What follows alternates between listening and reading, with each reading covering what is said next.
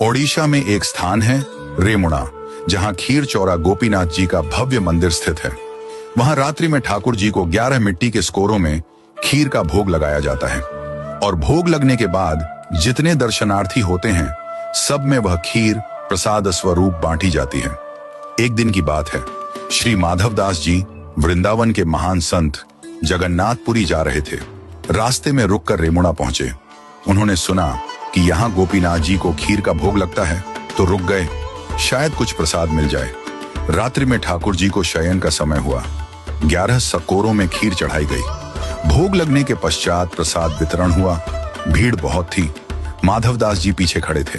प्रसाद भंटते भंटते माधवदास जी तक पहुंचते पहुंचते खीर समाप्त हो गई। पुजारी ने हाथ जोड़ लिए, बोले, भक्तवर, खीर समाप्त हो गई। माधवदास जी 3 दिन से उपवास में थे, परंतु फिर भी न किसी से बोले, न कुछ मांगा।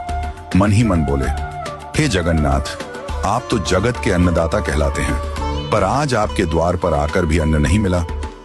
वे एक वृक्ष के नीचे जाकर बैठ गए, भूखे प्यासे पर मौन शांत भक्त वत्सल भगवान के भरोसे।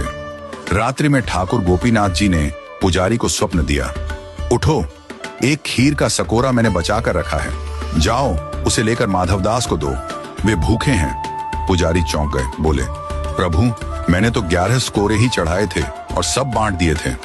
ठाकुर जी मुस्कुराकर बोले, नहीं, 11वां स्कोरा मैंने चुरा लिया था, अपने प्रिय भक्त माधवदास के लिए।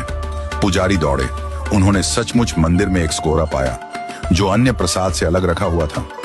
खीर अब भी गर्म थी, सजीव थी, सजीवता का अनुभव हो रहा था। वे दौड़कर वृक्ष के नीचे पहुंचे, जहां माधवदास जी बैठे थे। बोले, भक्तवर, प्रभु का प्रसाद पाओ। माधवदास जी बोले, अब इतनी आधी रात को खीर कहां से आ गई? क्या आप दोबारा बना लाए हैं? पुजारी भाव विह्वल होकर बोले, नहीं, प्रभु गोपीनाथ जी ने आपके लिए स्वयं चुरा ली थी खीर, आप भूखे ना रहें, इसीलिए। यह सुनते ही माधवदास जी प्रेम में झूम उठे।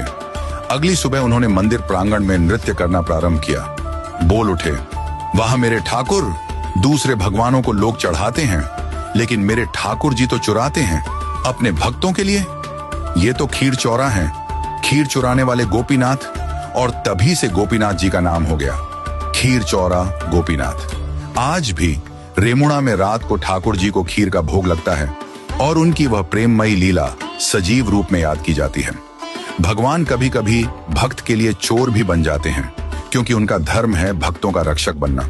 जो मांगते नहीं वो पाते हैं ठाकुर जी की सबसे गहरी कृपा। बोलिए भगवान जगन्नाथ जी की जय, संत माधवदास जी की जय। जय जय श्री राधे।